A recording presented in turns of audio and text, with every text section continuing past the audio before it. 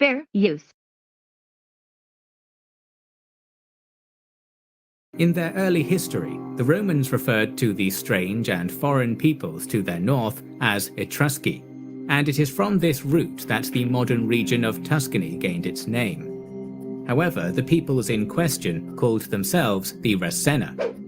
At their peak, which lasted from around 750 to 400 BCE, they were an incredibly prosperous society, and their cities lit up the Italian heartland. Pisa, Bologna, Capua, and other modern population centers were originally founded by the Etruscans. They were also a seagoing people, forging trade networks all over the Mediterranean that brought copious wealth into their lands. Through their skilled warriors, they would establish themselves as the premier power in the Italian Peninsula for centuries, and although they would eventually be conquered and assimilated into Rome, the empire we all know would be nigh unrecognizable if not for the contributions that the Etruscans made to its society. Where the Etruscans originally came from is a matter of scholarly debate. The ancient historian Herodotus claimed that they were migrants from Anatolia, while others asserted that they were one of the mysterious sea peoples that caused the Bronze Age collapse. It is through language that we gain a clearer window into the Etruscans' past. For most of their history, their civilization was surrounded by Celtic Gauls to the north, Greeks to the south, and Italic tribes to their east, the latter of whom would eventually spawn the Latins of Rome. Diverse as they were, these three people had one thing in common: they spoke Indo-European languages. Today, this massive language family covers most of the globe, but in the early Iron Age, it would have been a relatively new arrival in Europe, with the Greeks, Italics, and Celts all being descended from a common ancestor that likely migrated out of the Caucasian mountains between the 3rd to 1st millennium BC. The Etruscan language, however, is not Indo-European, making it an anomaly compared to its neighbors. From this, we can discern that the Etruscans themselves were probably indigenous, belonging to an ancient bloodline that inhabited Europe long before the Great Migration, potentially making them Italy's earliest known people. Whatever their origin may be, we can trace the Etruscans' archaeological presence in Italy as far back as 1200 BC, around the same time the Trojan War supposedly took place. Little is known about Etruscan society this far back in time, but we can be fairly certain that with weapons forged from bronze, they came to dominate central western Italy. They built their villages on naturally defensible plateaus, constructing houses of thatch and mud while subsisting off farming, herding, and forestry. They cremated their dead in primitive burial sites and placed their ashes in Biconic urns. 1000 BC saw the first Italic peoples enter into the peninsula, but the forebears of the Romans had centuries before their time in the sun would come, and the Proto-Etruscans retained their territorial and cultural integrity in the face of this migration. By the 9th century, the Etruscans entered what is known as the Villanovan phase of their history. Ancient Tuscany was abundant in natural resources, and the Etruscans grew prosperous, mining the abundant copper and iron deposits in their lands. Small hill villages began coalescing into larger towns, and population centers like Veii, Tarquinia, and Volci became regional powers. Their society became noticeably more complex, as observed through their architecture, which now featured ornately decorated homes bearing geometric and animalistic motifs.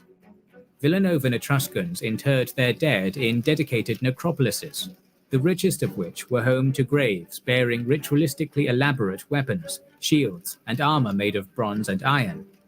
These graves also featured luxury goods manufactured in Phoenicia and Greece, indicating that it was around this time that the Etruscans took to the seas, establishing trade networks with the Near East. Etruscan merchants brought back more than just physical treasures from their new trading partners. The period of history between 750 to 500 BC saw them heavily influenced by Eastern, predominantly Greek, cultures. Etruscan pottery, sculpture, and art took on a distinctively Eastern style. while the Etruscan elites adapted courtly rituals that emphasized pomp and ceremony, especially rites involving wine, a drink they adored. Most importantly, they opted for the Western Greek alphabet as their writing system, through which we retain the only documentation of their mysterious language today. This era also presided over rapid urbanization of Etruscan society, as their towns bloomed into cities, complete with paved roads and aqueducts built amongst hallowed tombs, austere temples, and luxury villas inspired by Hellenic design. As their tribal warriors evolved into professional armies, the Etruscans expanded their territory, coming to dominate their southern Latin neighbors, including a certain little backwater town called Rome. Politically, the Etruscans were always a divided people. Much like the ancient Greeks, the city-state was the main political unit in Etruria, with a single city forming a nucleus of control over its surrounding rural territory. These cities were often in fierce competition with one another, and war between them was not uncommon. With that said, a loose alliance was formed around 600 BC that consisted of the 12 most powerful city-states, called the League of 12 Peoples. While this enabled the Etruscans to regulate each other's economic and religious interests, each city remained largely independent in practice. Originally, the city-states were ruled by kings, but like Athens before them, it seems that the Etruscans overthrew their monarchs between the 5th and 4th centuries BC and established a form of oligarchic republican government, although this transition was not uniform across all their cities. Etruscan religion and mythology were rich and multi-layered. Prior to 600 BC, they worshipped formless gods, thematically centered around the moon and the sun. As their cultural contact with the Greeks grew deeper, their deities began to more closely resemble the Olympian pantheon. The Greeks saw Etruscan gods merely as adaptations of their own, divine plagiarism the Romans would also later be guilty of. While the Etruscan religion greatly resembled the Greeks, and to a lesser extent the Phoenicians, fundamentally it was.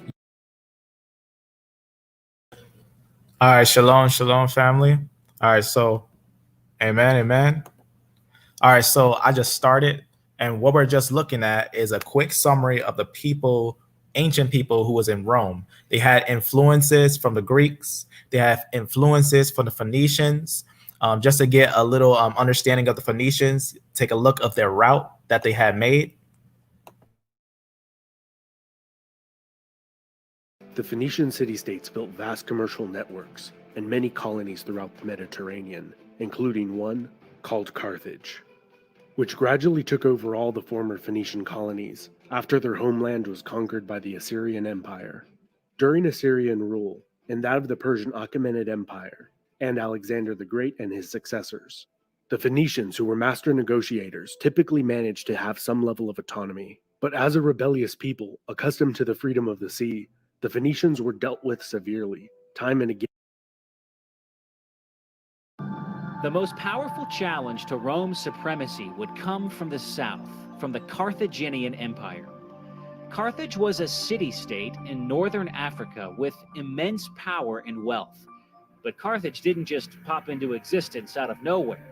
The city was founded way back in 814 BC by a group of people from the city of Tyre, way over in Palestine.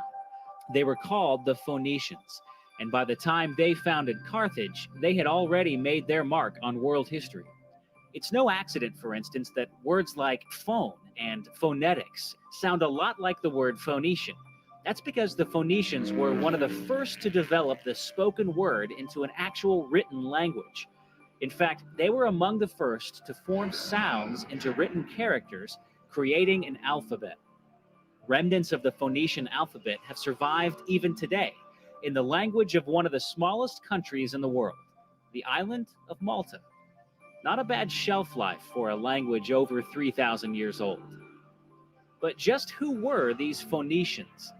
The Bible refers to them as the Canaanites. These were the people the ancient Israelites went to war with after entering the Promised Land.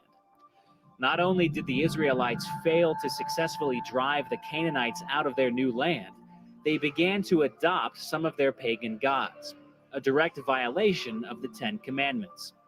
Predictably, this led to endless trouble for Israel.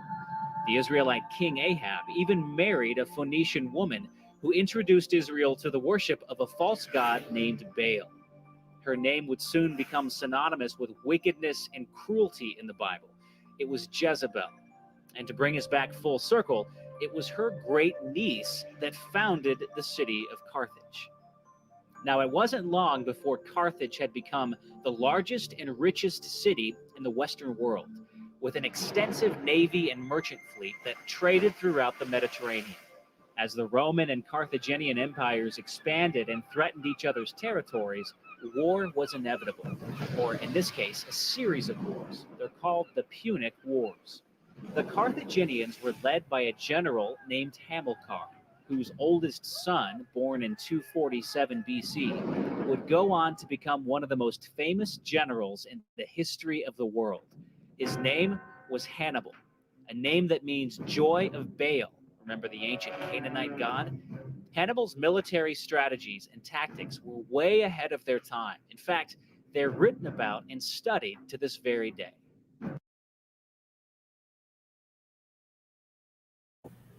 All right, shalom, shalom, family. So we're going to get really deep into the origins of Rome. I just put some meat here just for some information.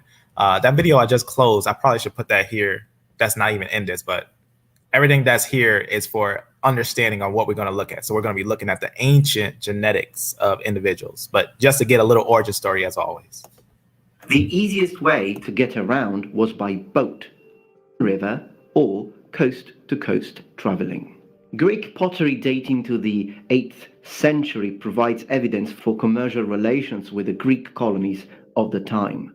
But the Greek will have a massive influence in early Roman culture, art, and architecture. We have found traces of early Roman huts at the Palatino. These primitive huts had a somewhat elliptical or rectangular shape at first. All right, so now let's get into some understandings here. So this little picture right here, this little picture is very important. The reason why, I'm gonna click this one. This is very important because I'm just gonna read some of the highlights. Both the ancient Greeks and the Phoenicians, is very important that they actually basically extended their colonies in vast areas of Europe along the, obviously, everything you see here, the Mediterranean, the Black Sea, this is Black Sea and everything. So you're going to see a lot of connections with the Phoenicians and the Greeks. Now look what you see here. You see this area right here? This is going to be a very important area. The symbolics of the thing that's going on in this area is very important. Cyprus. You see what you're seeing right here? We're going to go into that, but just remember that I pointed this out, that it's going to be half and half. It's going to have different genetics there. It's actually a very mixed area, but that area is actually going to be very, very important when it comes to understanding the biblical narrative when it starts talking about things like Kittim and Chittims, things like that. But we're going to be connecting these individuals with Rome. So you can see Greece will have a big connection with Rome, also not widely known, but you can see this area right here. This area, Sicily, just gonna go and zoom in a little bit. This area right here was an area that was taken by the Phoenicians. Now, being this close to this land, you think they were interacting with people in this land? Absolutely. So that's what we're gonna be doing. We're gonna look at some very important genetics today, and always, as always, looking at maps for a guide. So we're gonna be looking at these things pinpoint. So you're just seeing some of these things. Just want to show you some of these things of the mingling. So the Phoenicians, they were going into this area, right? They had a lot of areas. And remember, these were the Canaanites. You could say the sea peoples, they're same peoples, the same ones, the Canaanites, they're all the same. The Phoenicians, the ancient ones, they will be all the same. But now let's take a look here at some very interesting information. I'm going to play something here. Today, I'm going to show you a map of the Roman Empire at its peak. I'll explain how the empire was divided into different types of provinces and point out some of the important Roman cities. Now, this map is not my own creation. It was hand drawn by my friend Jerry Wilson. However, I am pleased to announce that starting today, I'll be selling it in the Useful Charts store alongside my own posters. It's the same size as my charts and sells for the same price. So if you'd like to get a copy, you can head over to usefulcharts.com or follow the link in the description. Senatorial provinces were the core parts of the empire. They were generally more densely populated, more prosperous, and more peaceful. Because there was a low risk of invasion or rebellion in these areas, there was also a much smaller military presence. All right, so you got that? You see this little area right here? These are basically, long story short, some of the major areas of Rome. So you can see right here and here. Just remember that. I'm going to leave this here. All right, so let's keep on going. So we collected DNA from ancient skeletons from in and around Rome, spanning over the last 12,000 years, and we analyzed these DNA samples to understand the history of the Roman population. I'm Jonathan Pritchard. I'm in the Department of Biology and Genetics at Stanford University. I'm Hannah Moots. I'm a PhD student at Stanford in anthropology, and I've been lucky enough to work on this project where we've looked at ancient DNA from 29 different sites in and around Rome. That's 127 individuals spanning the last 12,000 years. And in particular, we were interested in understanding the shifts in the population during the historical period, during the Roman Empire. We found that there were tremendous amounts of immigration into Rome during the historical period, and that these reflected, in many cases, political alliances of Rome with other parts of Europe and the Mediterranean. So according to myth, Rome was founded in the Iron Age in around 753 BCE by the twins Romulus and Remus. In this period, Rome was a small city-state, like many of its neighbors in central Italy. But in the next centuries, it starts to grow, first across the Italian Peninsula, and then it starts to expand across the Mediterranean to North Africa, other parts of Europe, and the Near East. So one of the most interesting things that we see is that during the first century CE, which is really the heart of the imperial period, we see at that time that there's a huge amount of immigration that's coming into Rome, mainly from the Near East, coming either directly or indirectly. And that's enough to actually shift the average ancestry of people who are living in Rome to look much more Eastern at that time. We get to late antiquity, and this period is characterized by a lot of political change. The Roman Empire starts to fall apart. It breaks into an eastern and a western half. The capital moves from Rome to Constantinople. And what we're seeing genetically actually reflects some of these shifts, which is interesting. So we see sort of shift away from Near Eastern ancestry, and we see more individuals who are living in Rome with ancestry from Western and Northern Europe. One thing that's really striking to me is how much immigration there was at different times from different places, so that the genetic makeup of the population is shifting significantly from time to time over periods of just a few centuries. And then secondly, starting from almost 3,000 years ago, Rome was already a very cosmopolitan place. So living side by side in the same population are people who have ancestry from quite different places, including from Europe, from North Africa, from the Near East. And even within time periods, there's a lot of mixing of different kinds of people. So it's kind of like the Rome was a melting pot, even going back very far into the past. You heard what it said there? So Rome is a melting pot, and that's what you're going to see today. We're going to look at the Y and the mtDNA of Rome. I'm going to also, before we even look at that, I'm going to show you a video of someone who was looking into those things as well. He doesn't show the X or Y, but I want to talk about this right here. In November 2019, the first ever sequenced ancient DNA from ancient Rome was published in a study at the Science magazine titled Ancient Rome, A Genetic Crossroads of Europe and the Mediterranean. In this video, instead of giving you a summary of what that study said about the ancient Roman DNA, I'm going to be making my own argument or pushing my own theory about what it shows. And a theory which, by the way, I was not the first one to come up with, and which disagrees with the most natural explanation that most people would give as to why the ancient Roman DNA results are the way that they are. I can make my own argument or push for my own theory here in this video. Later Romans who lived in Rome for when Rome was a fully formed empire from 0 AD to 500 AD were primarily made up of people with very strange mixed ancestry from multiple different places in Southern Europe and the Middle East, usually as a mixture of Southern European and Middle Eastern ancestry. All right, so that's just a video. All this is going to be in the description if you want to see all these videos in total. But now let's get into some genetics. Let's get into some things. So first, we're going to start with ancient. So we're going to get an explanation of ancient Greece, right? We're going to get a little understanding of Greece. So using a subset of haplotypes chosen to represent the historical sources, we recover a clear signature of Greek ancestry in East Sicily, right? This is obviously very important. This is going to be looking at these ancient genetics, 8th to 5th century.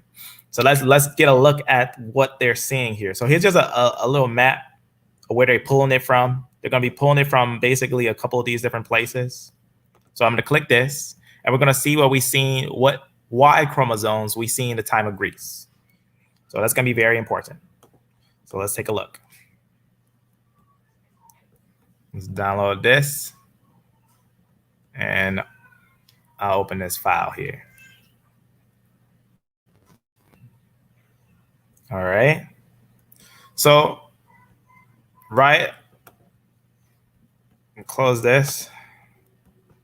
All right. So, I'm going to go over on this thing. So, this has a list of different places. So, it has a lot of different places and everything. But what it does show is your haplogroups. So different places, right? With your haplotypes right there. So you're going to get some and this is all going to be Y chromosome. So you get some, obviously, when you think of what is Middle Eastern, you got to be careful. What is Middle Eastern? We can find almost every one of these groups in the Middle East. So what is really Middle Eastern? From what we broke down and what we found, when we say something that's originally Middle Eastern, that's going to be the E group. That's going to be native to Middle East. The J group, we have to be careful because a lot of times people say that's Middle Eastern, but it's not.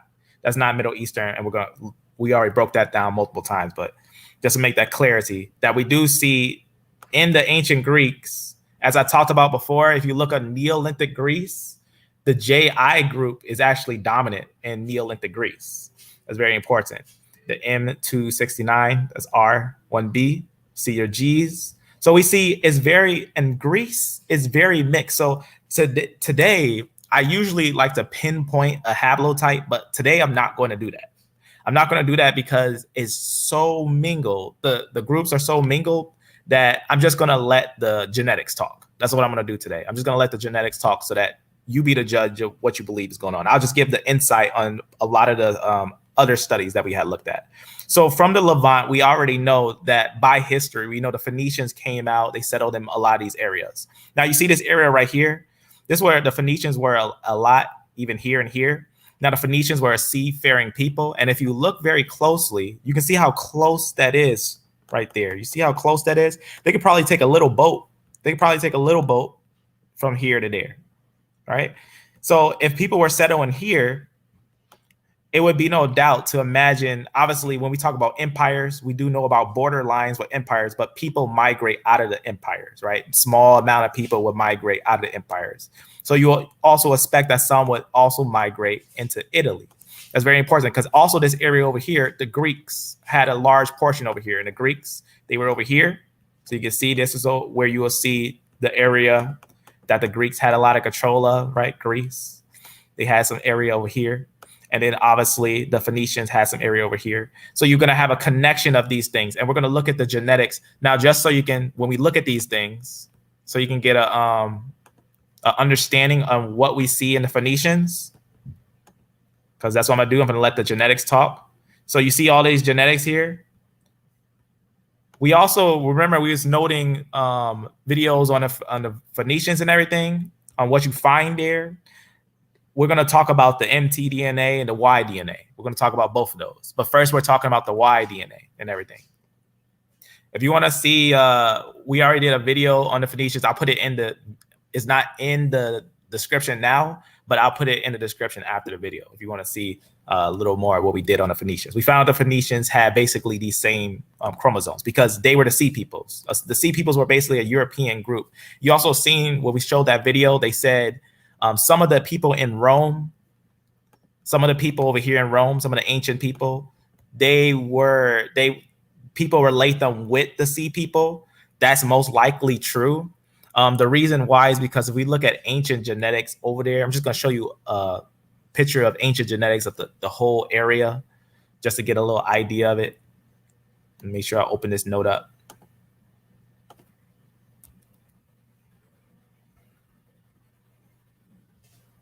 Right here.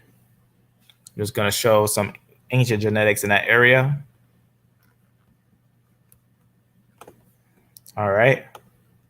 Let's go down here and pull up something down here. Go a little lower. All right, so right here, this is going to be ancient genetics, just an idea of the European culture about 5,000 BC, 4,000 BC is what they say. You can see what you're seeing here. Here's a note of the lineages there, very mixed, very spread out, but some areas you can see mainly certain groups like R and Q where they began together. R and Q began together. We know that. You can also note in some areas it's more mixed. You can see your I with the J here. I and J began together, but then you see some E lineages in some areas. So we're going to note that in these areas, you're going to see a lot of different genetics in these areas. So in ancient times, especially if we want to look about this place, right? Let's get an idea about this place because this is where Italy is. We're going to look at what's there in Italy. So obviously, when we think about Greece, right? Neolithic Greece is not on this picture, but we can look it up real fast, and it's just J's and I's that we see there. Sometimes R, but that's what you see as a dominance there, J and I. Right here, you can see in this area in Italy, we're going to look at, this is what it's called in ancient times. Let's look at where is that right here. There it is, pottery. And then notice what we see here. We see G2A, E1B1B, I2, J1, and T1. That's ancient times. So we got to find out which groups are considered, what's the word I'm looking for? What's considered Middle Eastern? Which one's considered Middle Eastern? Some people try to say it's J1. It's not Middle Eastern. We can find it in ancient times all the way up to Finland, right? In Finland, we find it in Finland. We also can find it in Turkestan, things like that. That's very important. I'm gonna go back over here. Well, back, where was that thing that I just clicked? I don't know why I just did like that. Okay, there we go. Let me bring this back, this over here. I like to put the notes together. All right, so you see where you see this area of Italy. So we got a lot of different groups there, a lot. We got G2, E, I, J, and T. Just note that. We got a very, very interesting combination. It's not like it's just one type of person, but we have multiple type of peoples already there. So note that we see that all the way back to 5,000, 4,000 said time. So that's very important. That's very, very important. That's also important to note. The T migrate, you can see some come over here. The J migrate, you can see some over here. The E has a very interesting spread out in these areas. So here, here, here. So you got a lot of different areas there. And we already noted that E1B1B is very, very important to note. That's actually Arabian. Got to be careful when looking at those things, not to just throw who you think it is, just examine if they match the history of who you may think it is. Always follow the history, the actual history behind those things. So we're not just guessing on who we think they are. But from what we've seen, the E1B1B is going to be Arabian. So that makes sense because Arabian, and obviously remember when I say this, a lot of times when you look at these genetics, when you see these ancient dates, when they say anything past 3,000, know that that's exaggerated information. That's very important to understand. But we can understand it by ancient dating, by where they were in ancient times. Now that you got a good understanding on that, I don't know why this just popped out like that. I guess I'll just leave it over here like that. Now that you understand it, now that you see how mixed this area is in ancient times, let's look at these ancient genetics. So now remember, what we're looking at, let me make sure you understand what we're looking at first. I'm just going to click this. So remember, 8th, you know, like 800 BC, 500 BC, that's what you're seeing here from all the areas that's going to be mentioned on here. So you can see these different areas and whatnot. Here's, you can see this has this, and then this is a direct link on this. So sometimes you'll see, if you see my note, sometimes I have the actual article and then I'll have the direct link to the Y chromosome, because sometimes it's important when you look at these genetic sites, don't just read through and take what they're saying as the solid piece of information. It's an idea. It's a good idea to get an idea of what's going on. But it's also because a lot of times they'll start to say things like, what's the word I'm looking for? They'll say East. What's the word I'm looking for? I'm looking for a certain word. Sometimes they'll say a European haplogroup, or they'll say an Asian haplogroup. But let's examine the haplogroups to see if it is Asian, or if it is European, or if it is African, you know, different things like that. So very important. And I say that because I think haplogroups is important, because just by looking at someone, you can't tell what genetics they are. Like, which one would you think that I am? I'm actually somewhere on here. My genetics is somewhere on here. But people who already seen the video by the mother, you'll probably know what I am. So very important to understand, it's a very mixed area, right? That just gives us an understanding that it's a very mixed and mingled area, right? Some say they're European, some say they're what? African, some say they're what? Middle Eastern, different things like that. But let's let the genetics talk. So you can see what we're seeing there. A lot of different genetics. I'm just going to flip through different ones. So you can see these ones, E's and J's and I's and G's and things like that. Right here, you can see some other ones. And you can come over here. Now, when you see things like this, sometimes it's important, if you don't know what it is, to copy it. And you can find it fairly easy. And just put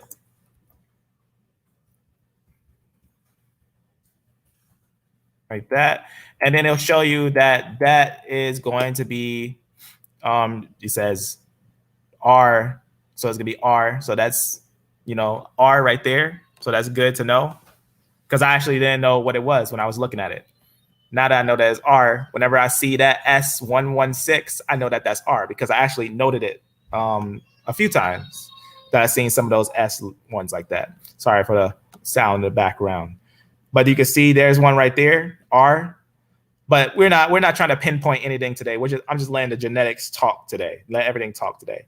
So you can see very, very mingled, very mixed. So when you think of Roman, it's an empire. Rome is an empire. It's not really a people. Rome is not really one person, not one type. Neither is the Greeks. The Greeks aren't just one person. They're not one type, but they're actually multiple different types. Multiple different types of people. See that M69? I know what that is. Very personal to me. So right there, you can see what's going on there.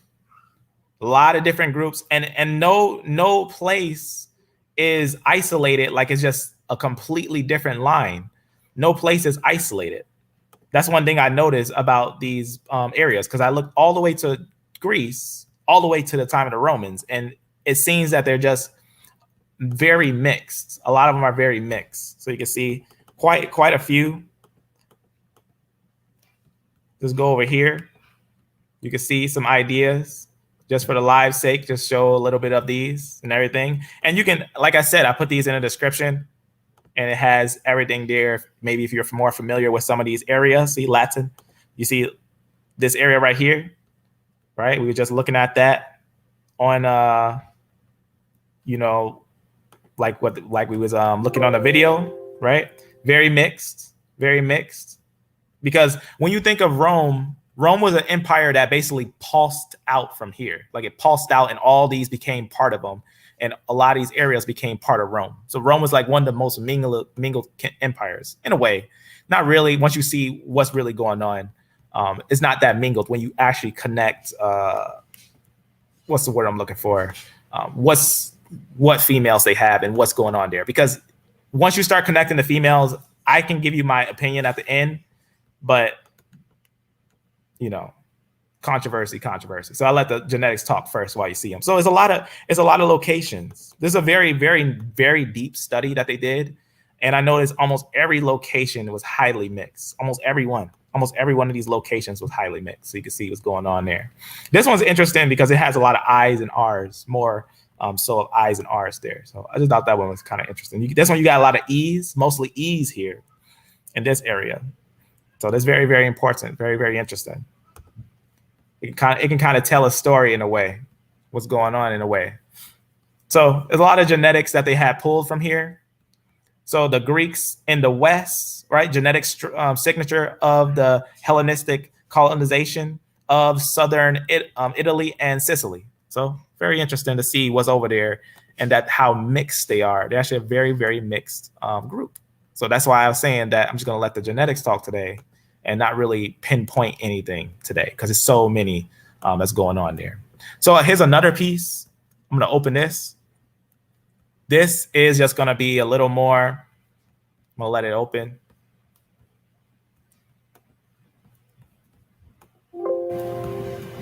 View only. All right. So this one is going to be some more, like the places we looked at. I always like to have multiple copies of stuff to make sure, that's what I'm looking at. And then you can see some different groups there. So just, same idea. E's, G's, I's, J's, that's very important. It's like very mingled, very mixed. Close that. So just a few of the areas that they had got it from. You can see right here from these lower areas here.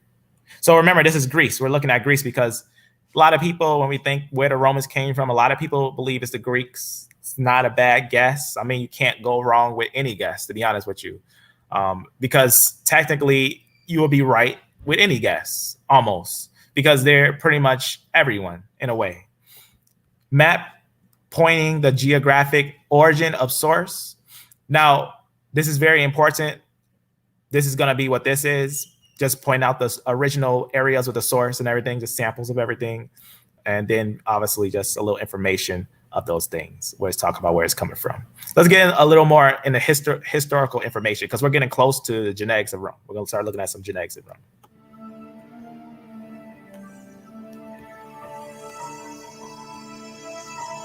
The dawn of the 7th century. I'm actually going to, let me actually copy this and move this because I don't like how this is in a different tab. I know there's a way, I think there's a way you can put a tab within a tab, but I have no idea how to do that stuff. So I'm going to close this.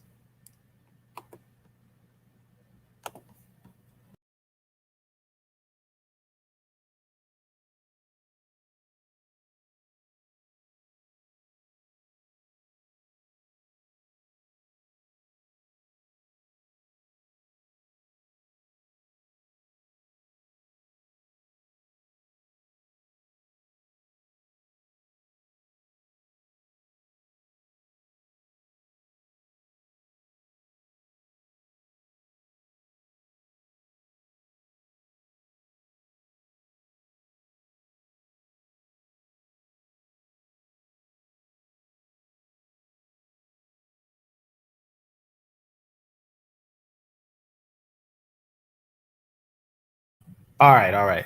I'm back. I just had to move this thing over, and now we're going to get back to it. We're going to get right back to where we were. Let me just put the screen share on. There we go. So this was a really deep study. Studying the Romans is very interesting and very fun, I could say. So a little more history before we proceed to the Romans. Ushered in a new era in Greek history, which would last until the end of the 6th and be known as the Archaic period. Greek colonial expansion along the eastern seaboard and in the western Mediterranean reached its height in the 6th century, when the Hellenic world extended from the Black Sea to the Atlantic Ocean, bringing about a radical restructuring of economic, political, and cultural life. So that's another piece of video that will be in the description. Just got a little information on the historicity of why we're pulling out information from this time frame, Why we're putting out those genetics? Because that's going to be basically the Greek culture. So that's very important. So I noticed one thing with genetics. When you start seeing genetics under 2,000 years, it starts to get really accurate. Anything over 2,000 years, when you start seeing genetics over 2,000 years, it gets a lot of times inaccurate. So I start finding genetics that are under 2,000 years to get a good idea on what's going on, because anything over that starts to become inaccurate on the time frame of it. So obviously, when looking at these things, very important. That's why we have pulled up the timing for that. Now let's keep on going. Just a little history of that area. These are just little information to show that those were Greek cities and everything. Just talks about history of this little area and everything. Not going to go over it now. Just put a little information there. Now Sicily, obviously Sicily. When you think of that, that's basically right here, right? You can see this is going to be very important because when you think Rome, they get a lot of the genetics from there and connection there, history with a lot of understanding. And that's what we're going to look at. We're going to look at this study that's going to have all types of genetics. It's going to be very interesting. That gives us a little understanding of these things. So obviously, you can see right here, Sicily had 3 Phoenician and a dozen Greek colonies. And it was later the site of the, different wars and stuff that was going on there, the wars of the Romans and the Canaanites and whatnot. So obviously, that's going to have connection when you think of the Roman group that's going to grow there. Very important. They had other people that came there, a lot of the Germanic tribes and stuff like that came there, a lot of Germanic tribes. So obviously, it's an island in connection next to Italy, right? Very important. So just to get a little information on some of those things and whatnot, that it had a very mixed and mingled population. So history of Cyprus, connection is very important. Many nations, it's said, now it's obviously we already understand when we think about Chittim. I'm going to show you something real fast before we start diving into some of the biblical definitions. Hello, everyone, and welcome to Mr.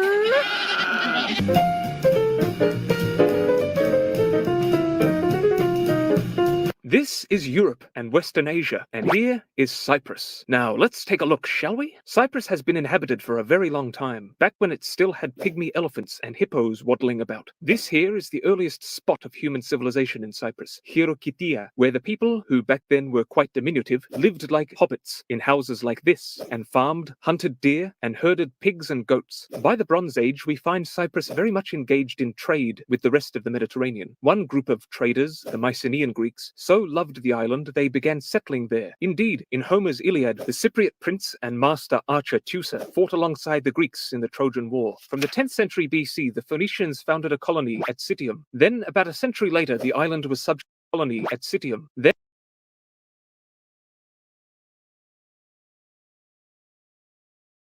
All right, so let's work off of what you see here. So you see how the Phoenicians, right? We think Tyre, Sidon, right?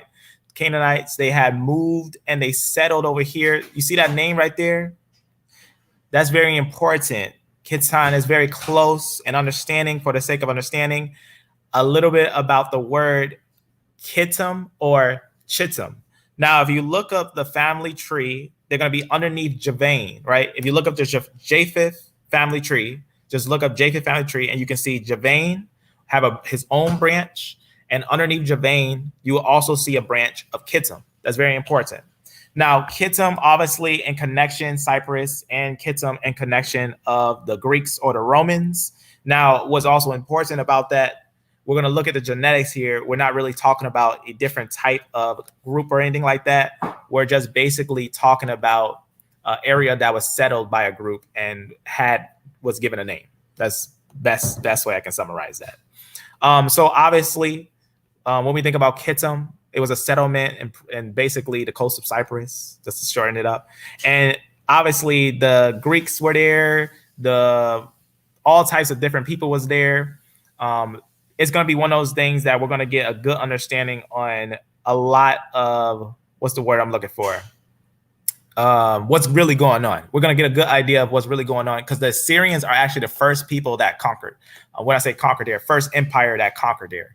And it's also noted, let me just read something real fast here. You can see here, he argued whatnot. It says that, where is it? Right here. It says the Dead Sea Scrolls, the Kittim are referred to as being of Ashur. Now remember Ashur coming from the word that actually links to the Assyrians, right? Ashur after the idol and all and the lands that they had and whatnot. That's very important to understand. So when we're looking at the ancient area of this place, that's actually what you're seeing there is that it has a major connection with connections on connections. You see what I'm saying here? So and that's what you see with the genetics too. You see a major mix in that area with the individuals that's there. So I just put this video here because I thought this was one of the best videos I've seen on Cyprus. So if you want to see that, know a little bit on Cyprus, you can see right here. I'm gonna read you something from a source. It's from 1732, obviously quoting from an older source and everything. But here's a little bit on Kittim. Maybe I can use this magnifying glass because it looks small unless I have to open it. Maybe I'll open it so I can zoom in on it. This is a little information on the individuals. Remember I talked about Javan and everything, and then his children. There's just some of his children from Javan and everything. It's kind of hard to see, so I'm just gonna try to read it.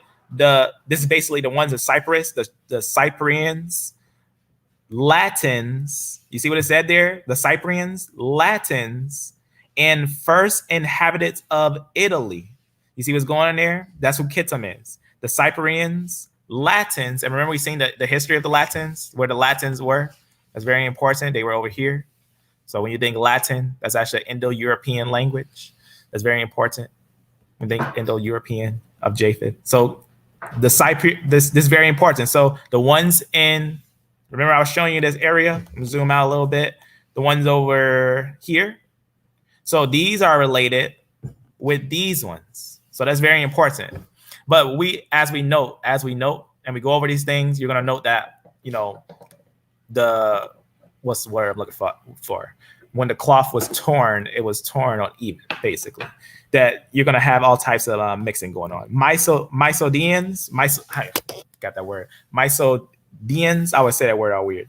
As some have dealt without just ground. So it's basically saying they're basically saying it's not these groups, but they're actually going to be the ones in basically the Latins, the ones in Italy. That's who Kittim is. That Kittim will be the Romans. Long story short, that's who you actually, when you think Kittim, that's what we're talking about. We're talking about the Romans, the ones in Rome and Latin and Italy. So that's a very, very important quote. Very, very important quote that I just put there so you can see that. A little bit more Kittim. It just says Atlas, right? I don't even know what that says, but from Spain, right? From Spain. So very important. They got connections with Spain as well. So obviously getting a little understanding over here. And remember the genetics, it's like a pool. It's like a pool of connections. So if they got connections, who's that sound like with that much connection? We got connections here, we got connections here, and we got connections over here. That's very important because when we start to look at how the Phoenicians moved, we can see that they had connections with here, and they also had connections over here and over here in all these areas, and they had connections over here. Now you can see also with the Greeks, they had connections over here. And if you notice what we just seen a little bit of the genetics of the Greeks. So just keep in mind that they was very mixed, mingled. Here's just a little more on Kittim. I'm gonna try my best to read this. All right, the first inhabitants of this island were offsprings of Kittim. So you see in Cyprus, talking about Cyprus, the king of Cyprus house. This is same book, 17, such and such. So the first inhabitants of the island, of this island, which remember Kittim, is this island right here. All right, we'll go back over here. So the first inhabitants of this island were the offsprings of Kittim, the son of Javan, right? Grandson of Japheth, right? Just going over some things from whom the city, you can see where it's talking about some of the things of the city, kind of hard to read, but the book is I have a link to the book if you want to see some of that. So just talking a little bit of Kittim and a connection with some of the countries that they would have had connections with, connecting them with the Greeks empire and a lot of different empires here, time with the Romans and stuff like that. You can see where it's mixing putting different groups together, showing different things, right? You can see basically what's the word I'm looking for? It evolves, it grows, right? You can see that first it talks about that it starts as this little thing, then it basically grows into a larger empire. So very important to understand in connection with these things. And remember how we said in connection with Tyre, just talk about, but Tyre, king of Tyre and things like that. It has a major connection with a lot of different groups. So Tyre, you think of the Romans, that's what you're thinking about, the Greeks, right? Major connection with the line of Japheth. Now, obviously, we got to note which groups are going to be Japhetic lines when we look at those things and whatnot. So Kittim, obviously, just a little information here. I'm not going to read this one. There's just some extra information and everything. But I'm going to read this from the writings of Flavius Josephus. He just talks about, remember that city he was just talking about? Kitron, or how you say that, Kitton? It's basically Kittim, long story short. It says, was a city kingdom in the, you can see right there, southern coast of Cyprus, right? It says, according to the text on Plague Closet, the excavations, let me see, what's this? Oh, this is for a different quote right there. But basically, long story short, the writings of Flavius Josephus lets us know about basically the mixing that was going on there, the mixing of the groups, that a lot of them, long story short, Cyprus, in connection with Rome, even though it was taken by Rome, in connection of Rome, Romans had much DNA in common with populations from Greece, Syria, and Lebanon. And that's what we also see today, right? When we think about the Y chromosome and things like that. Here's some more genetics.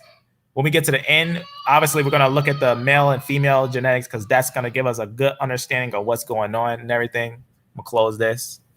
I'm gonna go down a little bit. This is more like modern genetics, getting an idea of them modernly. So haplogroup frequencies shown relative genetic distances between obviously Cyprus and stuff and such surroundings, all the surroundings around the area. Y chromosome analysis of Greek, obviously the people from these areas, as you can see here, Cyprus and what's today Turkey, ancient time Anatolia. You can see some from Crete.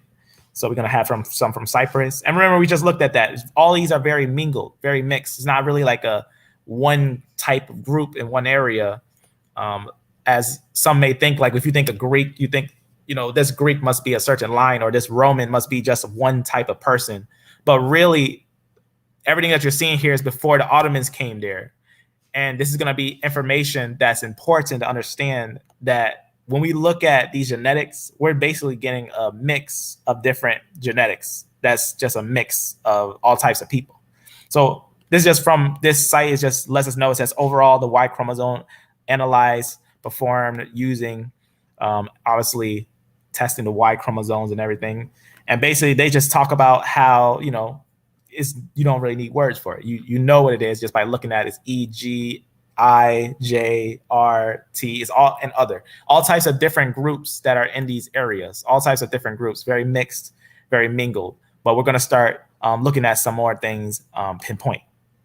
So here's a study that a lot of people find interesting. I find it interesting too, because what they did with this study, there's a lot of genetics with the study that they had pulled up here. So I'm going to open up some of these.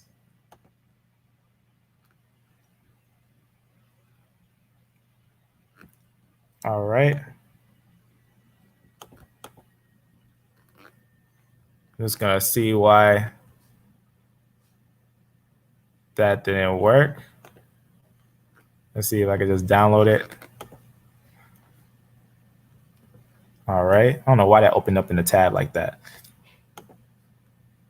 All right. So this is just going to be some genetics from different areas, and you can see time frames. Very, very interesting study. Very, very amazing study, I could say, because it's taking ancient genetics from different areas, from all types of time frames, and is basically comparing them and seeing what's going on there. So we got a chance to look at these things ourselves and the time frame of these things and everything. So you can see some of them Mesolithic, Neolithic, stuff like that. And we get to look at the Y chromosomes and stuff like that. So remember how I said it's very interesting connecting the male with the female DNA. So you can note when you have a male, you're going to have Y and mtDNA. So that's very interesting, especially understanding migrations. You see that U5, that's very important. We talked about that before. You can see that U5 there. The Phoenicians have U5. That's very important. Ancient Phoenician mtDNA from this area right here and Lebanon. This area right here, remember we just showed a little video and we went over how the Phoenicians settled in this area. This is the area right here. You can just see right there. So get a little idea. So this is one of the main little areas that they settled at. So we're going to be looking at some of the genetics of the Phoenicians, ancient Phoenicians that settled in that area and Lebanon.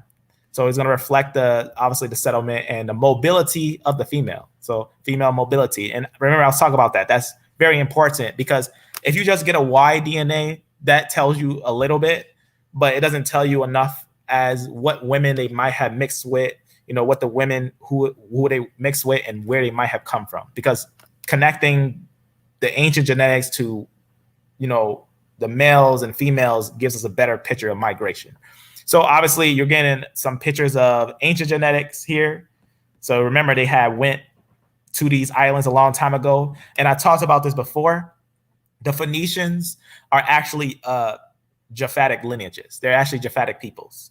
When you think Canaanite, don't think ancient Canaanites, because the land of the Canaanites were taken by a different group of people, not just at the time of the Sea People's invasion, but it happened very early, especially with the Amorite invasion and the change of the lands and stuff like that. A lot of the people that was originally there started to be changed out, but we can still find those A and B Hamitic lineages there in those times when we look at the land of Sidon. Like, for example, let me just close these. For example, on this note, right here, looking at some of the lands, you can see here, this is going to be from Sidon BA, Sidon Bronze Age, and we're going to see obviously the ancestral states and the derived states. But notice you're seeing A's and B's in that land. So A's and B's in that land. So that's very interesting. That's very, very, very interesting. And different genetics, other genetics. But you also see your European lineage, like I's and J's. Remember I said I and J started together. IJ started together. IJNK, IJK, GHIJK, all the way to F, all the way to its root. So you can always remember that. That's a different split on the Japhetic lineages when you think I, J, things like that, right?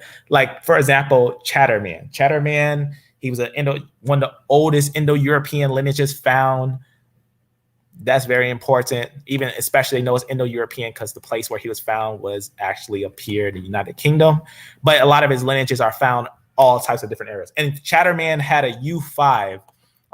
That's very important because U5 is actually one of the ones that we always see with the Phoenicians. So you can see right here, U5. Even if you look it up, they talk about the Phoenician that they found in Carthage is a U5. They found a Phoenician in Carthage with the same mtDNA. So you can see these groups here. We'll reflect back on this. You can see this X here. That's very important because that X actually has a far migration, very far migration. But we notice that that's with them as well. Now, there's obviously seafaring people. They're going to be people that migrate from different areas. That's very important. So you can see what's going on there. Now, with a little understanding on that, we see the same things when we look at the genetics of Rome. Rome has the same genetics. Whether the history books say that they came there or not, the Phoenicians obviously had some type of influence on the area of Rome, of ancient Rome. So that's very important that we see genetics of the Phoenician groups, ancient Phoenician groups there. For example, U5, or the U lineage, but go back up a little bit, it just went down. So right there, obviously the U lineages are all going to be together and everything. This is just a female, so we don't see who it's connected to. There's probably another U5 down there somewhere. It's a long list, as you can see. This has got a female that's U5. That's important. If a female, now I talk about this all the time, female lineage, she's not going to have a Y chromosome. She's only going to have an X chromosome. But we only can trace the passable down X chromosome. I'm pretty sure they can also pull up the other X, most likely. But they always just show the X chromosome that passes down, the mtDNA that passes down. So U5 here. So U5, you got your J with a U. All right, we mentioned that U was found with J and I. That's a European lineage. The J lineage is important to understand. That's a European lineage. You can see right here. You can see your G's. You see your E's here. Now, this is very important. When you start to see your E1, B1B, that's very important to understand. When they have migrated into these areas, it's very important to understand that those are actually going to be when when you think about the Arabs and stuff like that, that conquered a lot of those areas. That's what those are. That's what that is. That they're a lot of the Arabian lineages. You can see what's going on there. Very important. See that J, there it is, a U5 with a J. Remember I said that?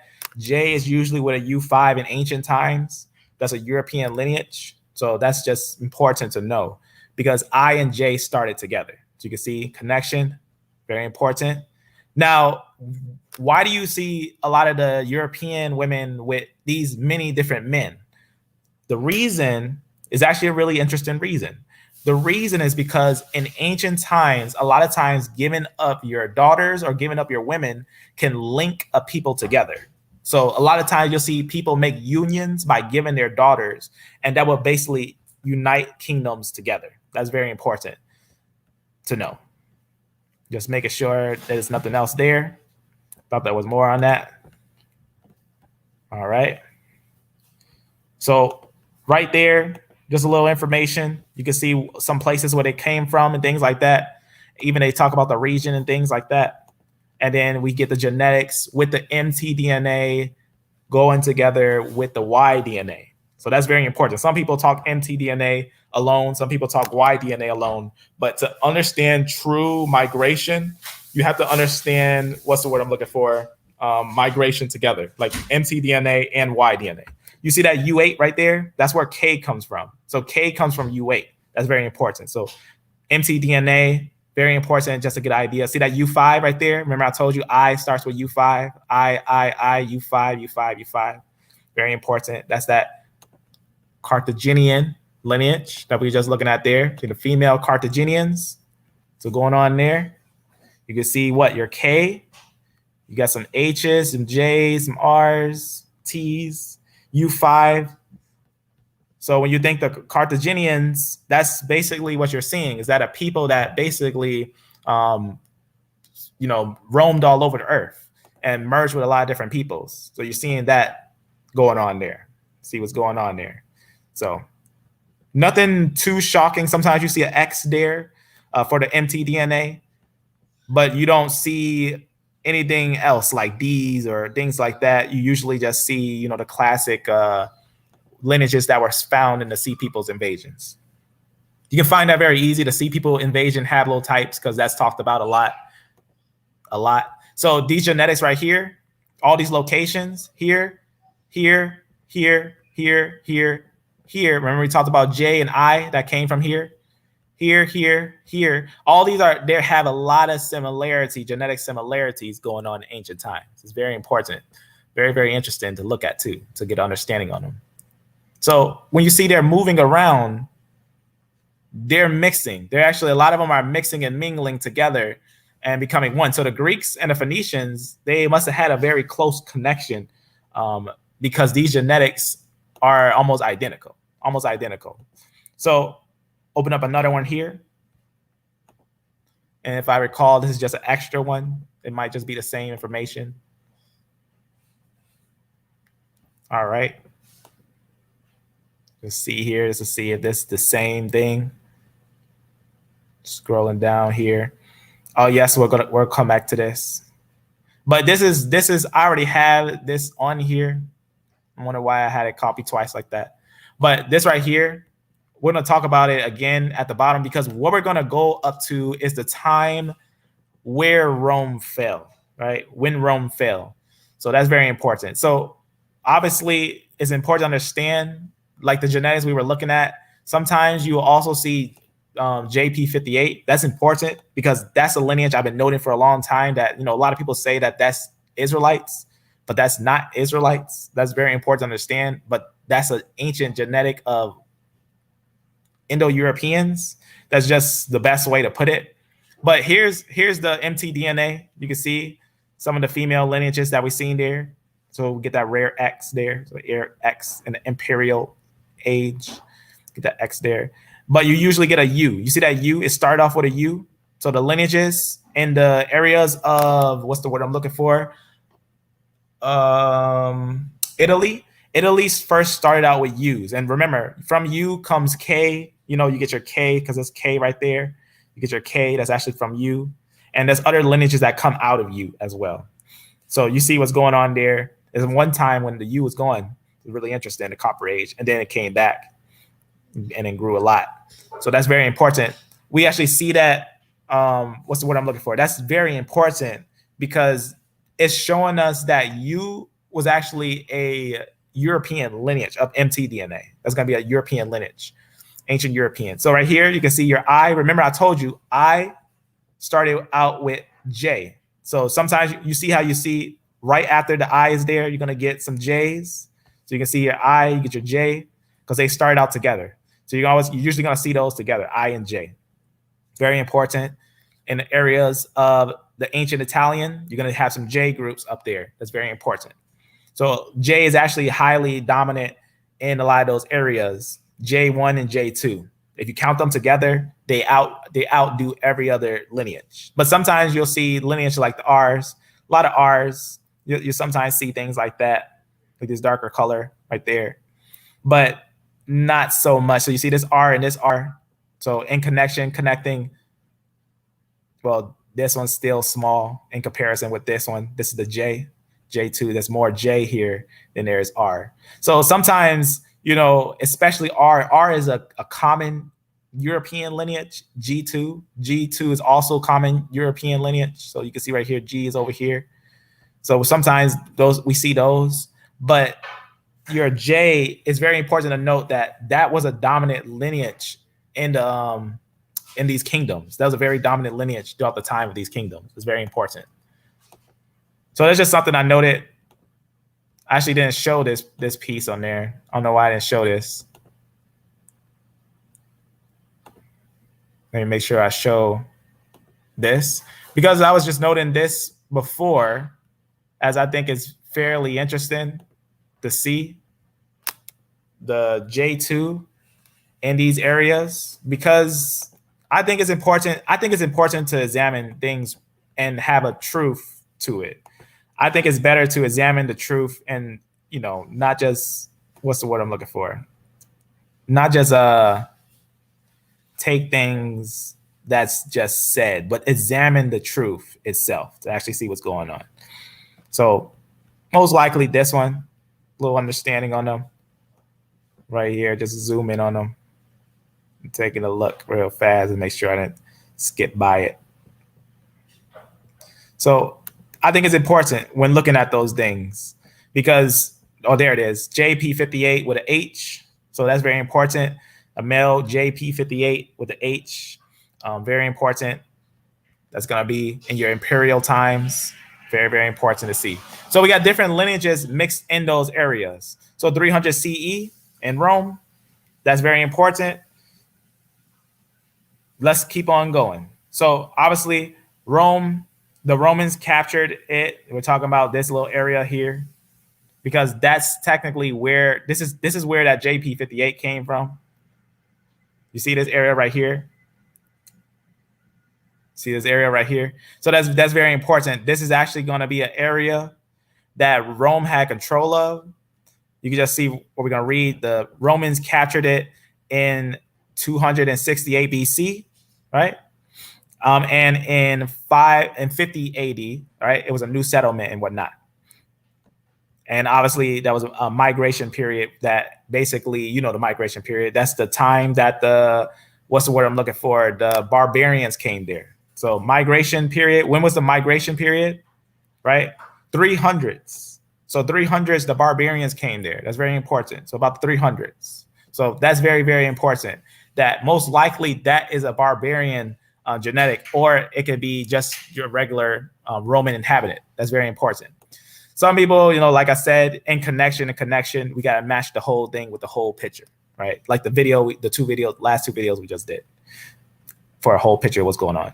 So note what would be ancient native Indo-European MT groups for clarification. So just note what would be ancient genetics of European groups. So his thing I found just for some clear understanding on what is European mtDNA.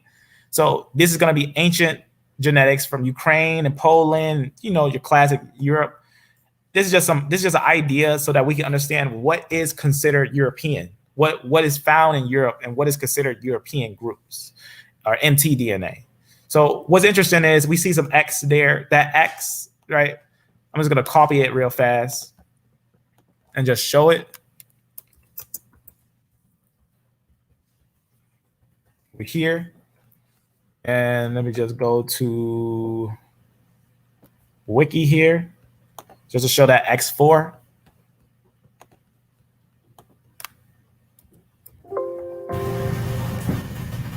I don't know if I gotta open the tab or anything. I don't know why it doesn't have X4 on this, but I'll just type it down. This right here, I guess this has a little piece of it and everything. Just got a little bit on X4 and everything.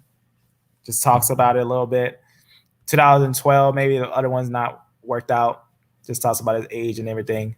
Most likely, you know, it's really interesting with this X4 and everything. You can see some things here. This is gonna have some obviously from Turkey or different things like that. But what is his homeland? You know, what is X4's homeland? That's probably something interesting to look into. But that's just showing that list I just showed. I showed that because just to show what are the so-called Indo-European lineage, or what is that they declare as Indo-European. So that's what this is. This is just from this. Basically your mtDNA revealing an east to west, obviously going from the steppe and different populations and everything.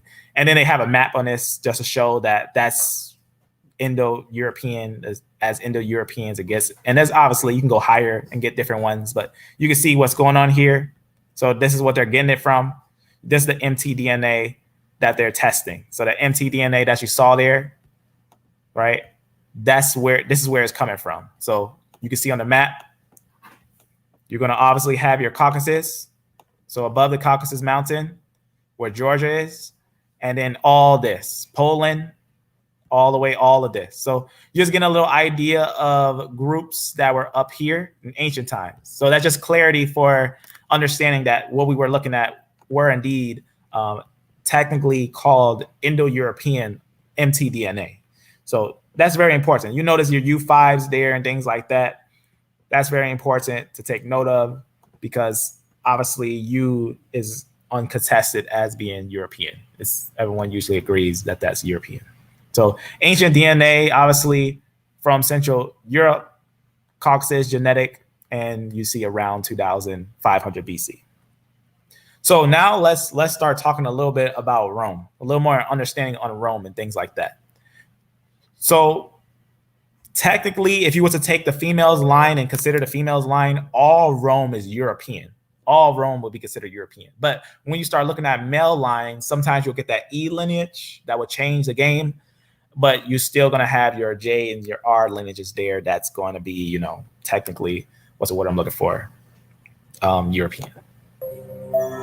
Here's a little more information before I let this play.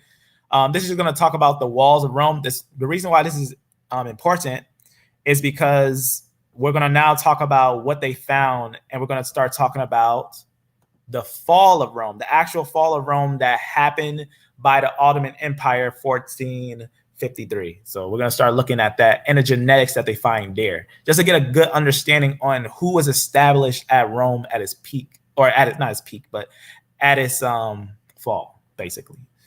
So obviously we're going past the your, you know, what's the word I'm looking for? Your regular Rome, what they know as Rome and everything. Because remember, about that time, only side you got is this side is going to be your Eastern Rome. Western Rome fell to the Franks and you know, the empires of the what's the word I'm looking for? Germanic tribes who ancient times, but not too long ago, they were calling barbarians because they didn't know much on them. But now we know a lot about who they are on separate individuals up there. So the Germanic tribes came down and invaded Rome. That western part was taken. But this part of Rome, we're going to get the evidence of who survived, who was left, and all those things. What's going over there. Close this. Just a little understanding on the Rome that we're passing up. You know, your classic Rome. Gaius Octavius, born in 63 BCE, was the grandnephew of Julius Caesar. He became Gaius Julius Caesar upon being named his great-uncle's adoptive son and heir, and he gained the title Augustus in 27 BCE, when the Senate granted him additional honors. You mean when he established sole authority and became Emperor of Rome? Is that bad? Didn't every place have some king or emperor back then? Actually, Your Honor, the Roman people had overthrown their kings centuries before to establish a republic, a government meant to serve the people, not the privilege of a ruling family. And it was Octavius who destroyed this tradition. Octavius was a model public servant. At 16, he was elected to the College of Pontiffs that supervised religious worship. He fought for Rome in Hispania alongside his great-uncle Caesar, and took up the responsibility of avenging Caesar's death when the corrupt oligarchs in the Senate betrayed and murdered him. Caesar had been a power-hungry tyrant who tried to make himself a king while consorting with his Egyptian queen Cleopatra. After his death, Octavius joined his general Mark Antony in starting a civil war that tore Rome apart, then stabbed his ally in the back to increase his own power. Antony was a fool. He waged a disastrous campaign in Parthia and plotted to turn Roman territories into personal kingdoms for himself and Cleopatra. Isn't that what Caesar had been accused of? Well, so we're going to be skipping that time of Rome. So that's, you know, the classic time of Rome and everything. But now we're just going to jump ahead into another time of Rome after your western part of Rome fell, your eastern part of Rome continued. To be rushed wherever they were needed. Attila the Hun, destroyer of civilizations who named himself the Scourge of God, took one look at them.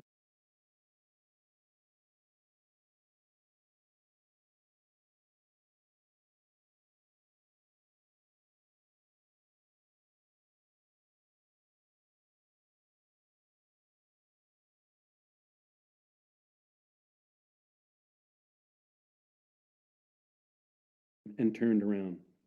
The Avars battled the walls uselessly till their catapults ran out of rocks. The Turks tried to tunnel under them, but found the foundations too solid. The Arabs tried to starve the city into submission, but ran out of food themselves and had to resort to cannibalism. It took the guns of the modern world to finally bring them down. In 1453, the Turks brought their superweapon, a monster cannon that could fire a 1,500-pound stone ball over a mile. Together with more than 100 smaller guns, they kept up a steady bombardment day and night. A section of the old walls collapsed, but even in their death throes, they proved formidable.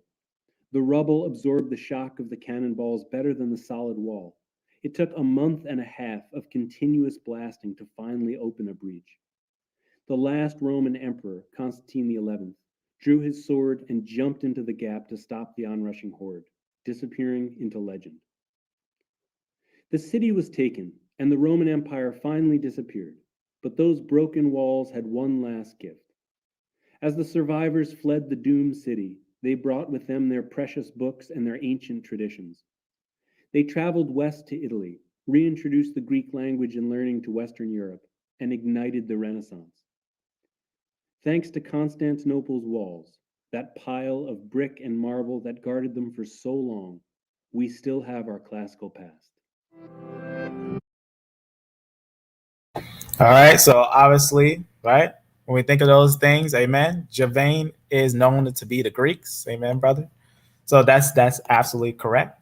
That's right. So you can see right here, when we think of those ancient areas, we're going to have a good understanding a little bit. When I say a little bit, because it's so mixed and mingled, but we got a good understanding that technically they would be a European group, but they did, after it fell, some of them survived. So this was the area that I was just showing you, right? Istanbul, a little area, a little appendage right there. And then zooming out, because remember Constantine, he moved the capital of Rome over there. zooming out. So they went and settled over here and became part with these Germanic tribes. So think about that. You know, the stage of iron became iron and clay. It's very deep. So in this study, we describe obviously the mtDNA variation of Byzantine populations from the 11th to the 13th century. So that's very important. We're going to look at a pinpoint areas, right? In Southwest Anatolia, different areas like that. We're going to get understandings of who was in those areas and the populations and whatnot. So it's very important. So obviously seeing a little bit what's going there, these territories, is going to be areas that obviously, long story short, Rome had power over. So this is going to be from, and this is a great study because they say basically, you know, it's very well known historical and archaeological background resulting from 25 years of research. 25 years. You gotta really like appreciate that type of work. When someone puts that much time into something, that's just, you know, amazing. If someone put that much commitment into something. 25 years. So there's gonna be obviously some mtDNA from there. I don't know why I copied this word twice. Let me just clear that. So obviously that's just like the same thing I just showed up there. Here's the little site, a little information. Now we're gonna see if the mtDNA stayed the same, what happened, what's going on there. Mitochondria, obviously mtDNA, studying the Byzantine population reveals obviously some things, some very interesting things that we're gonna look at. And obviously it's always nice to get an idea of the mapping and everything. So they talk about how it's hard to get genetics from this area and everything, but this was still an area that, you know, Rome had control of, and they had all types of things that were going on in that area. So we're gonna get an idea of what was going on in that area. Very nice hot spot. But long story short, in that one piece of area, they got genetics from all these areas. Everywhere that you see gray, every last piece that you see gray is where they got genetics from. Well, they got genetics that link to those areas. So in this one piece of area, they got genetics that link to all these different areas. I thought that was really interesting, but I'll let the genetics talk. So when we look at these things. So we're just looking at some things. So they talk about what was sequenced there. Here's your mtDNA, your NX. We've seen the X there, the W, N, right? HRUKJT, right? They talk about how none of the sequences of that area had basically any M's or any of the L lineages. So that's very important. None of them in that little area. There they go. So that's very important. Again, very important. Gotta note where L3 comes from and everything, because that, what they say sub-Saharan, they're actually relating that L3 is African, but remember, gotta look at the information carefully. A lot of information when it comes to what is L3 hasn't been updated since 2010 or earlier. All right, we already talked about that. L3 needs some updates. So obviously L3 is going to be from Syria, but you're going to have different lineages, your classic lineages that we noted before, right? Nothing really changed. What's the word I'm looking for? You're going to have a very interesting combination. So obviously, who took down Rome? Your Seljuk Turks, your Ottoman Empire and whatnot, that came from the Seljuk Turks, that came from the Gog Turks, right? Gog Turks split to multiple different groups. You think your Khazars, what have you, things like that. So as far as evidence by obviously the digs and whatnot, archaeological data presents of the Seljuk Turks, obviously, when they came there and everything, there was obviously a nomadic tribe from Central Asia that invaded Anatolia, right? Anatolia, that's going to be Turkey, whatnot. We're going to be looking at the genetics in these areas where they had got this dig and everything and what happened there. They had sieged that area and whatnot. So right here, obviously, the Turks came there from Central Asia, invaded Anatolia in late 11th century. Obviously is not attested in this area before the first half of the 13th century when they built basically some things and whatnot. So we're gonna look at the genetics here just to get understanding that that's what we're looking at here, that we're actually looking at the real genetics from the 11th, 13th AD. and it shows what was going on there, what was actually going on there. See, like this, you see the conclusion that they say is Christian population. What is a Christian population? What genetics is a Christian population? Things like that, summaries like that. When you see that on a genetics source, that's why even when having a conversation with someone on genetics, we gotta go about it carefully, because we can't say a Christian population. That's genetics don't show religion, but we can see what peoples were there. So just to get an idea of those things and what's going on there. Here's an interesting conclusion. In conclusion, despite the limitations of investigating a single, basically maternal inserted locus and the impossibility to perform, basically, long story short, is that they can't like do a lot of tests on a lot of people in that area to get pinpoint to like Constantinople and stuff like that, because of the controversies of the lands right now that's going on.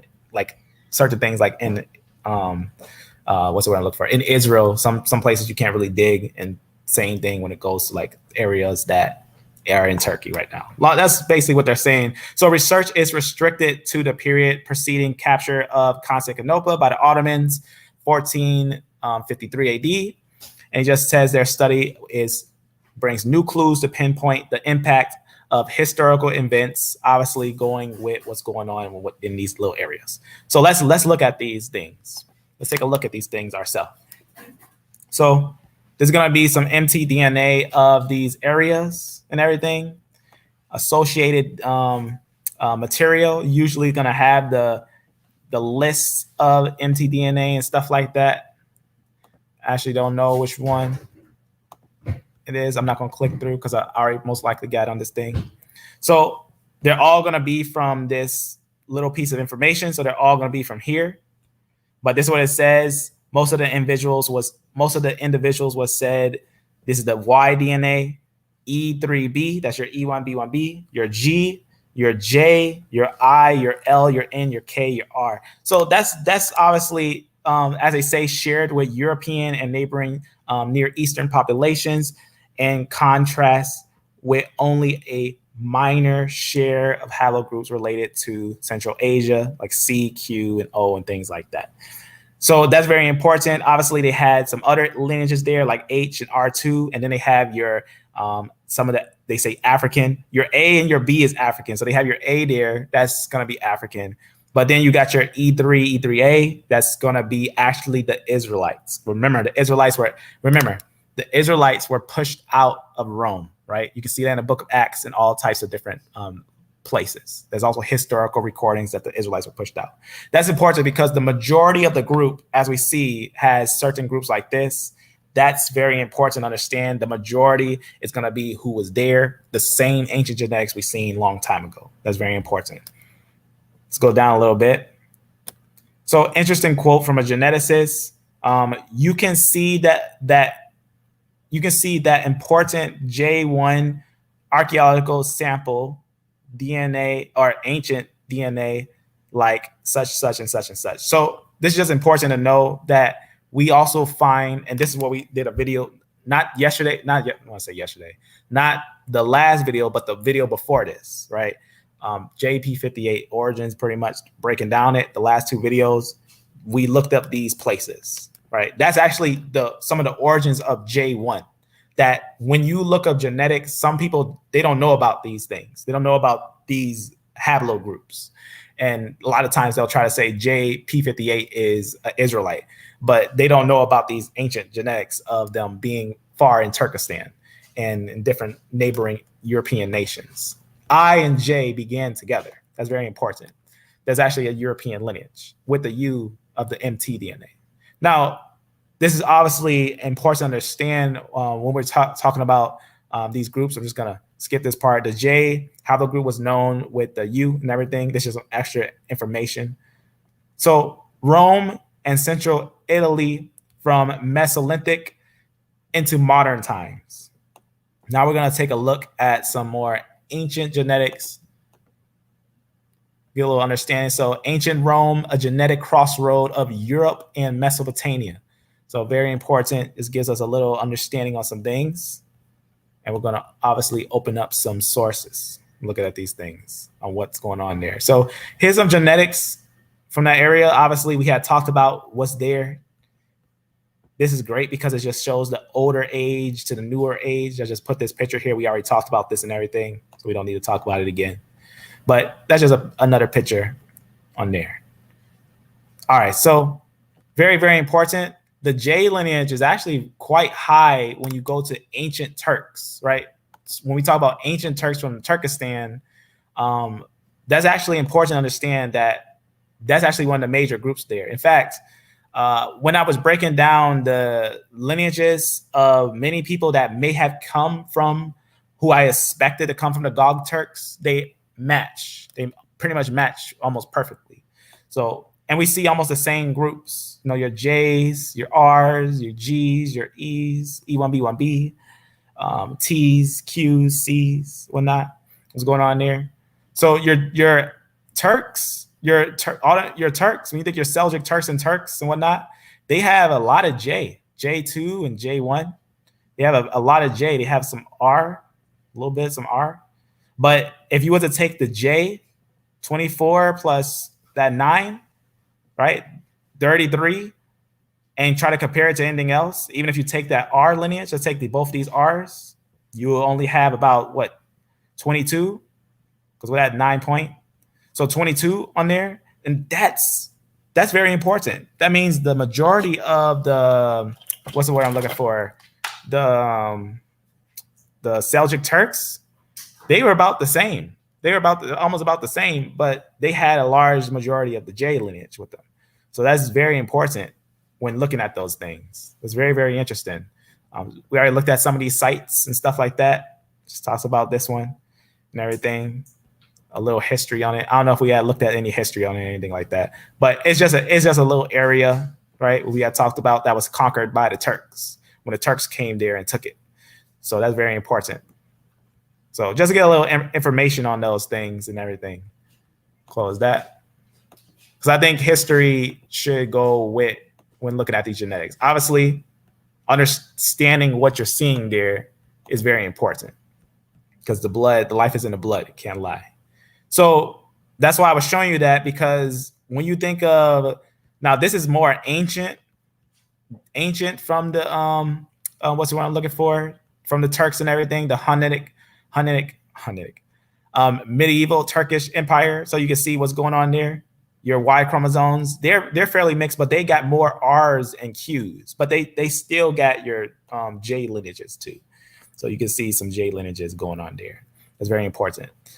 We already did a deep, if you want to see a little more deep onto the genetics of the Turks, just check out our Synthetic Sunday, and we already go into those things. But here's a little bit of it, because I think it's important, because a lot of people, when they think of the Jewish people in Israel, they think that they're Jews, and they think that the Muslims are Arabs. And really, they're both from the same split. They're from basically the Seljuk Turks. That's important to understand. Well, not Seljuk Turks, from the Gog Turks.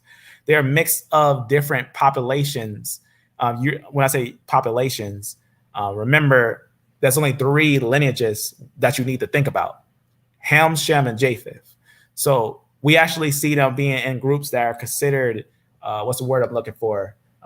They say Indo-European. But if you want to see this, I'll just show you a piece on what I'm talking about here. Right here, that they're Turks.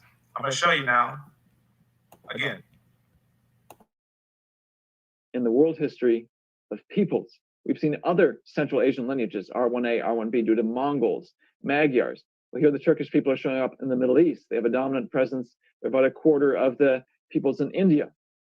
The fingers of Central Asia, even though they don't necessarily occupy much attention in the history of Western civilization, politically they don't play a huge role in Europe, but in terms of their DNA, massive echo in Europe, in the Middle East, significant imprint in India, and even now in North Africa. But could there still be an ancient Jewish lineage that we haven't yet discussed or haven't yet discovered? Could we find in the world history showing almost the ones that they say are actually Kohanim? Yes, we touched on them all. We touched on them all, and we know for a fact that they're not the people. You can see right here, He tells us right here that they're Turks. I'm going to show you now again. So that's just a little piece of information, beloved family. That's just a little piece of information. Definitely, I recommend seeing this thing. It goes deep into the roots of them and everything. Now that I'm looking at the Romans, it all makes sense, because I noticed that the Turkish history and a lot of the history wasn't what I'm looking for. Like, they were parallel. They had a lot of parallels, or they were intercepting each other. And I wondered, maybe the genetics most likely were intercepted as well. And like I said, it's because the women, they were mixed with the women, and the women would make them one people. Not that they were technically one people, but that's what happened in the ancient days, the giving of women and the mixing of that. So that's just the reason why I showed you this. This will be in the description. This is just some interesting information on Rome, because I think Rome is one of those important pieces of history that has to do with pretty much almost every people's, if not every people's. So I just put this here as an understanding. So what else happened? What happened after Rome fell? Let me just give you my opinion on what I believe was a set-off of a major thing that happened in Spain. When Rome fell, right, the Ottomans took down Rome, and Rome had still a lot of influence in different areas. And Rome was a very strong powerhouse. But when the Seljuk Turks took down Rome, that's when we start seeing Spain go crazy, Portugal go crazy. And they were sending the Jews into captivity. It's very important. If you ever see a source that says where the Jews were, because there was Jews over here, Spanish Jews. Because remember, Spain was first owned by Rome. But then, the barbarians came there. They forced the Jews downward. I have a quote that we actually know it was a place over here, 2 places that they said that's the only places they were able to go downward from there. And they went downward, but they also was able to pay a tax to come back, or pay a thing to come back. And the rest is a long story to go into. But that's very important that happened, right? 1492, right after the Seljuks took Rome, right? 1453. So 1453, Rome fell. 1492, you seen the Germanic tribes go berserk, start going crazy. So maybe they had some connection. Maybe the Germanic tribes had some connection with the Seljuk Turks, and maybe they knew each other more than we know. In fact, that's where, when we think the Khazars and everything, all that, a lot of them moved over here and everything. So they can definitely, without a doubt, have a lot of connections and everything, because Khazars, all those things come from the Gaul Turks, right? We think the Gaul Turks and stuff like that, going to have major groups that come from them. So it seems that there were a lot of ties, because remember I showed that, in fact, long ago, there were ancient ties over here and over here. So in Turkestan and India had ties over here already. So Turkestan and India had ties over here. And we noted that with a lot of the Che group and different groups like that. But let's get some history in. Very, very important, just to get a little more of that final history in. What happened with those Germanic tribes?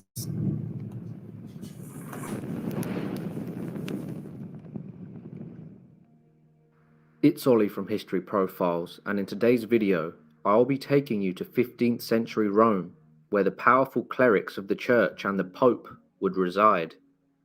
During this time, the most influential men of the Catholic Church would burn alleged witches and sorcerers, engage in the slave trade, and own their own personal slaves.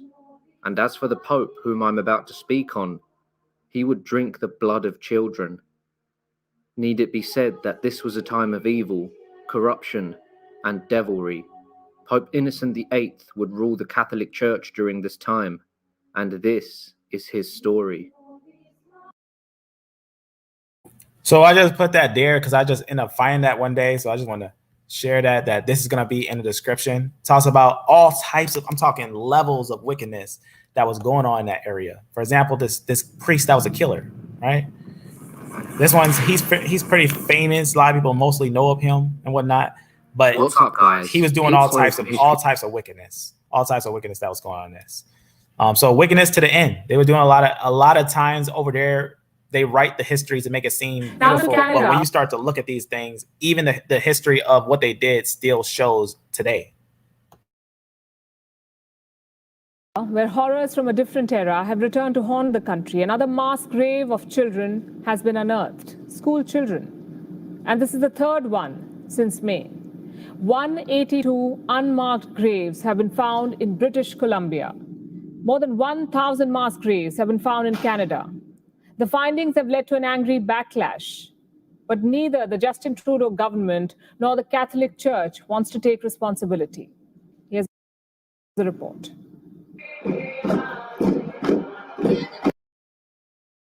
So obviously this right here is just some more information about how the wickedness in that area was going on for so long and everything. It's pretty crazy what was going on when looking at the things really deeply. They don't apologize. The Prime Minister has apologised over the discovery of hundreds of unmarked graves at a former boarding school for Indigenous children. Justin Trudeau says Canadians are horrified by their government's decades-long policy of forcing Indigenous children into church-run schools. He's now asking Pope Francis to come to Canada to say sorry for the abuse they suffered there. A field of pink flags, all marking the place where a gravestone should be.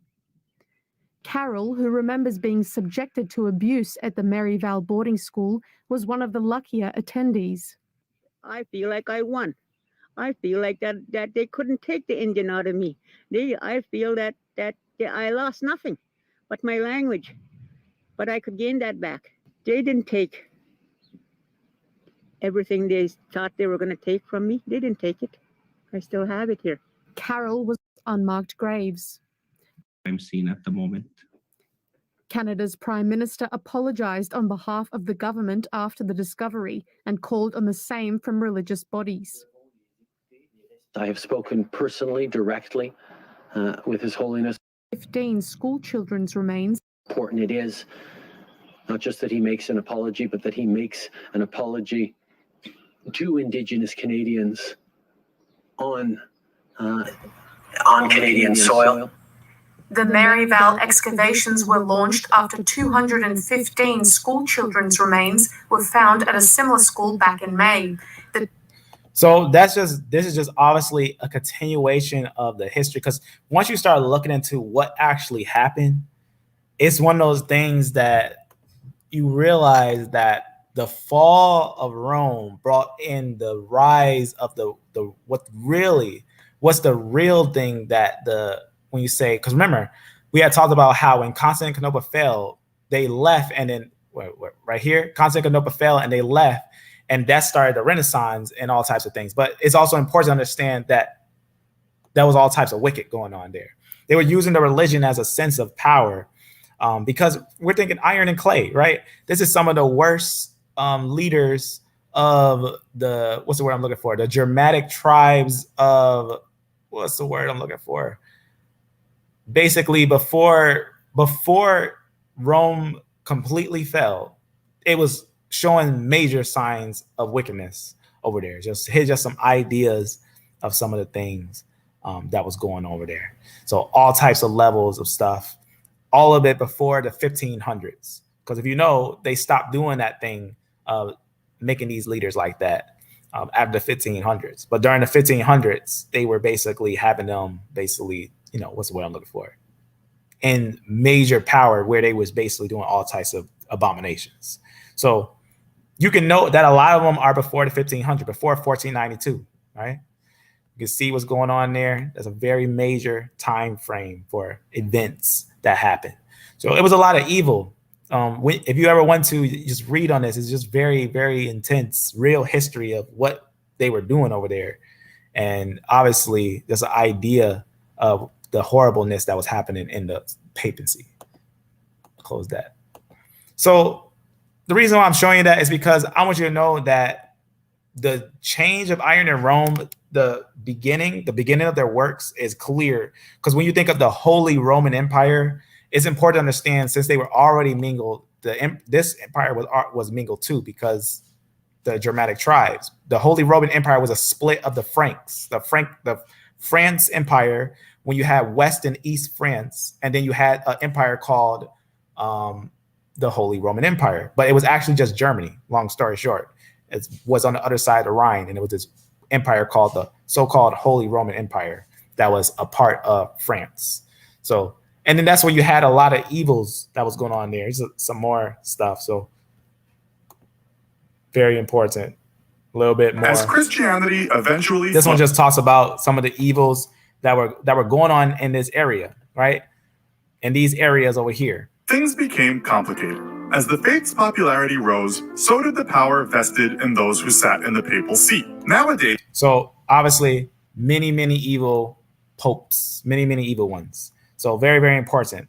So that's why I'm showing you this, just to give a little understanding. I'm not going to go into the genetics of the Holy Roman Empire. If you want us to, we could look into the Holy Roman Empire and see what's all there.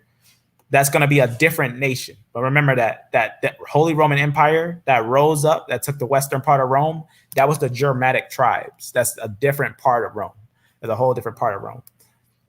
Different part of Rome. That's a different part of the world, pretty much. They're going to be on the western part of Rome, so West Rome. And that's going to be obviously important to know that the west part of Rome was taken by the so-called Holy Roman Empire, called by the Holy Roman Empire, by the Germanics, and they made the Holy Roman Empire. And that empire, long story short, is just going to be a divided empire. It's not really Rome. It wasn't Rome at that point. It was not even in a way, it was barely an empire. So just to make it, simple.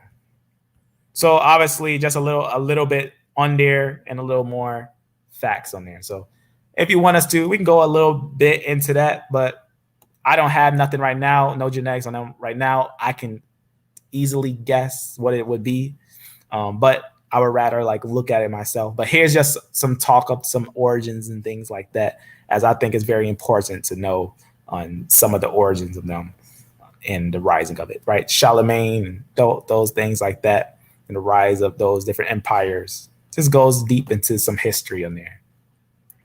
So you can see very mingled, very, what's the word I'm looking for? Divided, very divided empire. You can see what's going on there. That would be some very interesting and complex work to examine to see who is who there. But the best way to understand it is that it's just a divided empire, just a divided empire of different individuals from different areas. You have Rome there, obviously all types of individuals. And we already noted that the areas used to be mixed before.